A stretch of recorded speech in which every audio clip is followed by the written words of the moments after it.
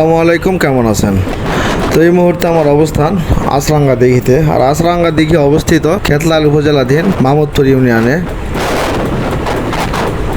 মাহমুদপুর ইউনিয়নের তুলসীগঙ্গা নদীর পাড়ে আছরাঙ্গা দিঘি অবস্থিত।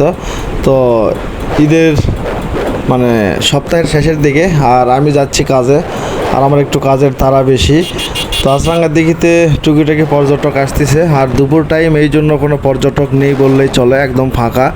আর আমার কাজের তাড়া থাকাতে আমি খুব জোরে যাইতেছি, দেখতেই পারতেছেন। আর এখন আমি যাব হচ্ছে নদীর বাঁধ দিয়ে, দেন আছরাঙ্গা হয়ে যাব আক্কেলপুরে। আর সোনাস্থলী পার হয়ে আমাকে যাইতে হবে গ্রামের মধ্যে দিয়ে, আর গ্রামের মধ্যে দিয়েও প্রায় উড়াধুরাই টানবো। যেহেতু খুব শর্ট টাইম লং রাস্তা এবং খুব সরু একটা রাস্তা গ্রামের মধ্যে দিয়ে, দুপুর টাইম হয় যদিও ফাঁকা পাবো।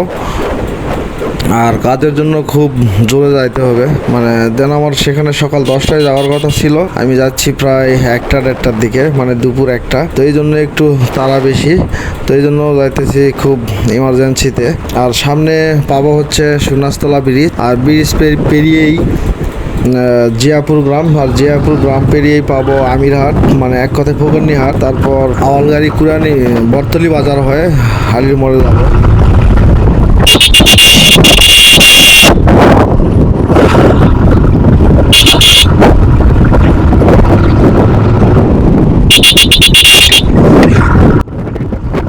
সামনের যে জায়গাটা দেখা যাচ্ছে একটা বটগাছ পড়বে, এই ব্রিজ পার হয়েই এই যে বটগাছটা দেখা যাচ্ছে, এটাই হচ্ছে সেই ঐতিহ্যবাহী 100 বছরের পুরনো ঐতিহ্যবাহী মেলা, সন্ন্যাসতলার মেলা, সন্ন্যাসের মেলা। আর যে মেলা বসে বাংলা জ্যৈষ্ঠ মাসের শেষ শুক্রবারে,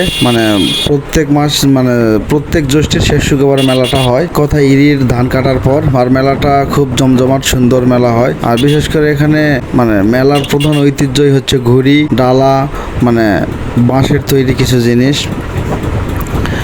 আর সামনে যে গ্রামটা দেখা যাচ্ছে এটাই হচ্ছে সেই জিয়াপুর গ্রাম। আর বিশেষ করে গ্রামের মধ্যে জোরে বাইক চালানো একটু রিস্ক, যে কোনো সময় হুটহাট ছোট বাচ্চা, বৃদ্ধ মানুষ, ছাগল, গরুর বাছুর এগুলো দৌড়ে সামনে আসে। আর এই জন্য আমাকে খুব সাবধানতা অবলম্বন করেই যাইতে হবে, যদিও ইমার্জেন্সি টাইম খুব জোরে যাইতেছি। আর বিশেষ করে দুপুর টাইম ছোট বাচ্চারা বাইরে থাকে না, তবুও আমাকে সাবধানে যাইতে হবে। আর যাইতে যাইতেই হুট করে এক সময় পকেটে হাত দিয়ে দেখি আমার ফোন নেই, আর এখানেই হাত দিয়ে দেখি আমার ফোনটা নেই। দেন পিছনে আবার ব্যাক করতেছি, আমার বড় ফোনটা। তো ব্যাক করে দেখি অল্প একটু আমার পিছনেই মোবাইলটা পড়ে আছে, আবার উঠায় নিলাম।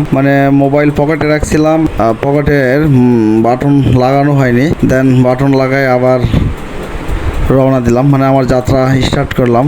আর যারা বিশেষ করে মোবাইল ফোন ব্যবহার করেন আর বাইক চালান, তারা খুব সাবধান।